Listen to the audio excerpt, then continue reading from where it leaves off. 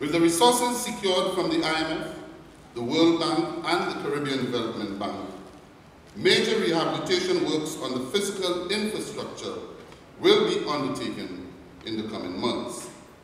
Roads, bridges, schools, health centers, wellness centers, and hospitals affected by Hurricane Tomas will be renovated and/or rebuilt where necessary. In the 2010-2011 budget address, the government made a pronouncement on the implementation of a constituency development program, which was geared toward identifying community development projects in consultation with parliamentary representatives throughout the country and key stakeholders from the various constituencies. Initially, the government set aside $5 million for that purpose. However, immediately upon the passage of Hurricane Tomas, the government consulted with parliamentarians, both from the opposition and government side, to identify the most pressing needs of the respective communities. Based on their own indications, approximately $4 million was immediately made available to constituencies through village and town councils for the post-hurricane cleanup. A further allocation was made to the program, bringing the total amount to approximately $10 million to constituency development. The projects identified under the program are already being implemented throughout the country in all 17 constituencies. While some of the public sector projects will be associated with the rehabilitation of the infrastructure as a result of the damage caused by Hurricane Tomas, a number of construction projects previously planned have started or will get off the ground later this year. The renovation and rebuilding phase of the St. Jude Hospital Rehabilitation Project got started in September 2010, and work has accelerated towards a completion date in September this year. The financing arrangements and preparatory work on the redevelopment of Yeronora International Airport are well on the way, as actual construction is likely to commence in July of this year. This project will stimulate the local economy, providing employment to hundreds of workers and small entrepreneurs, particularly those in the south of the island. Parliament most recently approved legislation to implement an airport development charge, a key element for finalizing the financing arrangements. This charge will be officially introduced in April next month, and those of you who are likely to travel to St. Lucia obviously will be called upon to pay that airport development charge. The private sector is also investing in the future of our economy. A number of private sector projects are on the cards for commencement in 2011. Sandals will be starting a significant investment in this year, with the expansion of the Sandals Grand Hotel costing approximately $100 million. Other private sector activities include the third phase expansion of the Landings Hotel and continuation of work on the Jalousie Sugar Tides in Soufrière. Work on a number of other smaller projects costing over $60 million will continue in 2011. The tourism sector is expected to hold its own in 2011 as the economies of the main source markets themselves improve. Visitor arrivals, while unlikely to increase by the double-digit figures we saw in 2010, is projected to grow in 2011, supported by the economic recovery by the major source markets, additional airlift by British Airways later this year, and our efforts to create greater visibility and awareness of St. Lucia in the major source markets. Government is mindful of the major challenges faced by other productive sectors of the economy, such as the agricultural sector. 2011 will be a difficult year for farmers as they recover from the devastating effects of the storm on their livelihood. As we have done previously, government has extended support to farmers as they attempt to rehabilitate their farms which were destroyed by the hurricane. I now want to move to the issue of national reconstruction and development.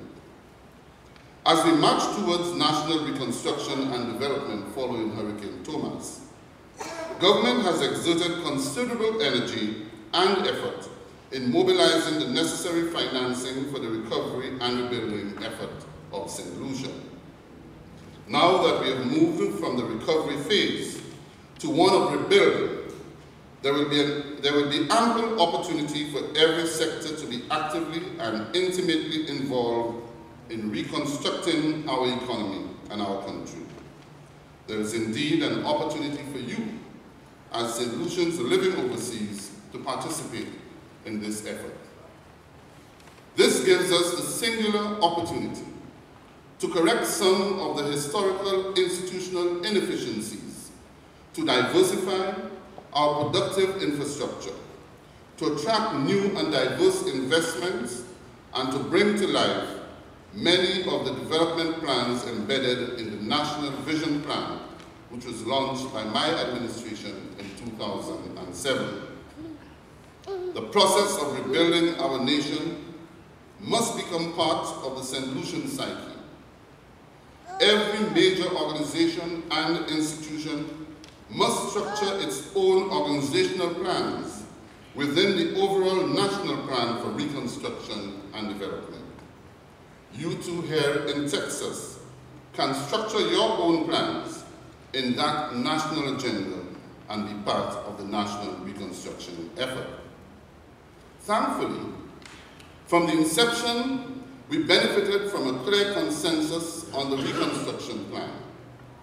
Key stakeholders from the private and public sectors have been co-opted and are instrumental to the composition and the operation of the National Reconstruction and Development Unit.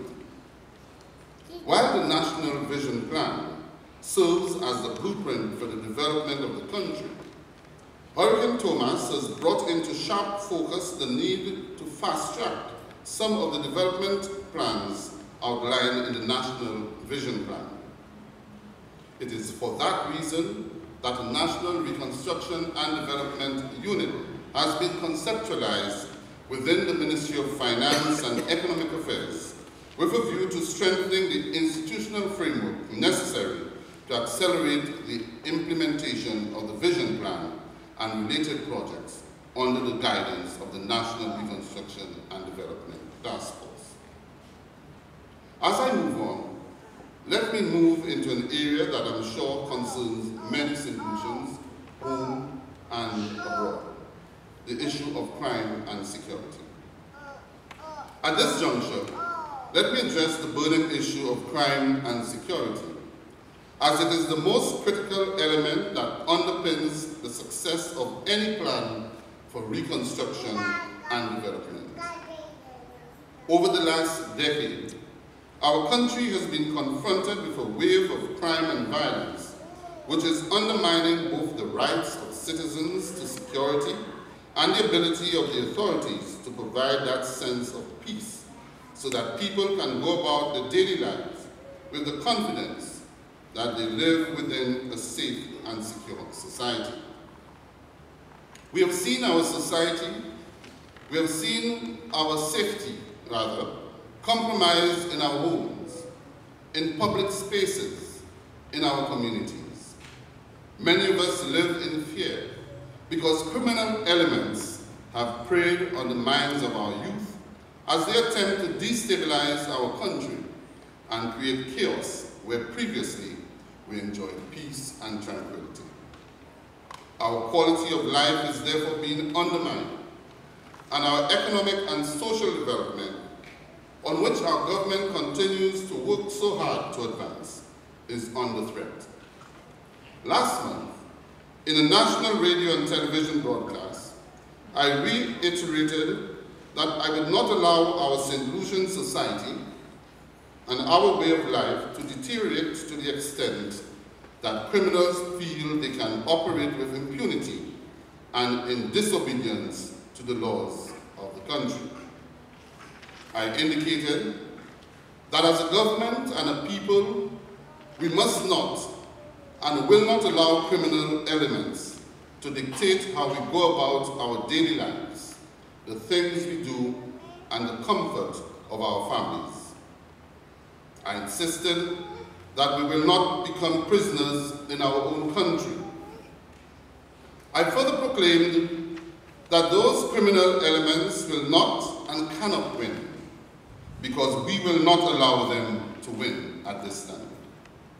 I said that they will be hunted down, they will be found, they will be prosecuted, they will be judged, and will be made to pay the consequences for the crimes committed against our peace-loving and law-abiding people of St. Lucia.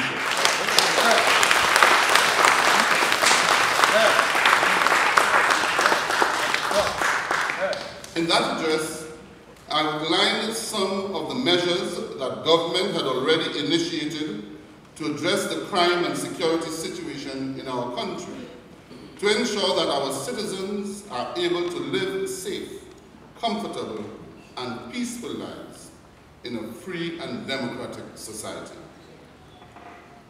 This evening, let me share some of what I outlined last month in my televised address: 6 basic elements of our strategy to guarantee the safety of our nation and its people in the short, medium, and